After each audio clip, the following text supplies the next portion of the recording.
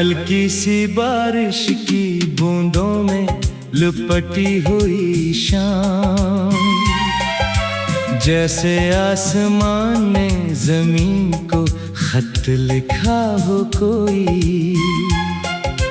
मैं सी भीगी हुई फजा में कदम रखता हुआ एक अनजान से सफर की तरफ चल पड़ा था। न कोई समत का ताई, न कोई नाम का बोझ, बस दिल में एक मसलसल सी बेचैनी सी थी। जैसे कुछ खो गया हो मगर याद ना आता हो, और कुछ मिलने की उम्मीद भी जागी हुई हो।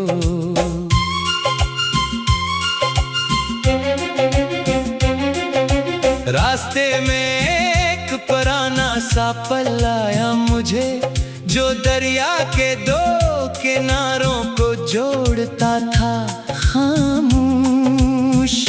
पानी नीचे से बहता था बहुत आहिस्ता सा, जैसे वक्त खुद भी वहाँ थक के ठहर जाता हो। एक आदमी पल के गैचों बेच खड़ा था अकेला, अपनी जेबों में पुरानी सी कुछ तस्वीरें लिए। मैंने पूछा कि यहाँ क्या है तुम्हारा मकसद? वो हंसा बोला, मैं गुजरे हुए लम्हे देखता हूँ, जो पलट कर नहीं आते मगर साथ रहते हैं। मैं इन्हीं याद की सूरत में संभाल लेता हूँ। ये बात मेरे अंदर कहीं नरम सी उतर गई, जैसे बारिश की बूंद मिट्टी में जज्ब हो जाए। फिर मैं आगे बढ़ा तो एक छोटा सा गाँव, जहाँ मिट्टी की खुशबू हर तरफ बिखरी हुई थी। और लोग सादा से कामों में मसरूफ थे सब, मगर चेहरों पे अजीब सा इत्मीनान था बसी। एक औरत चूल्हे पर चाय उबाल रही थी, और साथ ही किसी पुरानी कहानी को दोहराती। मैंने पूछा कि ये सुकून कहाँ से आता है? वो हंसी बोली, हम कम में भी खुश रहते हैं। ज़्यादा की ख्वाहिश ने ही उलझने दी है हमें। सादगी में ही असल जिंदगी छुपी होती है। ये सादगी मेरे दिल को कहीं छू गई बहुत, जैसे किसी ने अंदर का शोर कम कर दिया हो। फिर मैं एक सबसी वादी में इतराया, जहाँ दरख्तों ने हवा को भी खुशामदीद कहा, और परिंदे किसी नज़्म की तरह उड़ते जाते, अपने परों में नई सुबह छपाए हुए थे।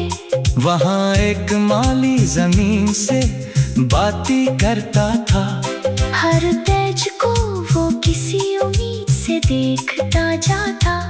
मैंने पूछा कि तुम्हें यकीन कैसे होता है? वो हंसा बोला, मैं इंतजार को समझता हूँ। हर चीज़ वक्त के अंदर ही मुकम्मल होती है, जल्दी में सिर्फ कहानियाँ अधूरी रहती है।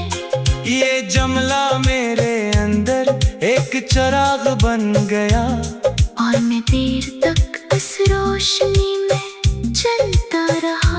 शाम ढली तो मैं एक पहाड़ी रास्ते पे था, जहाँ बादल जमीन को छूने आते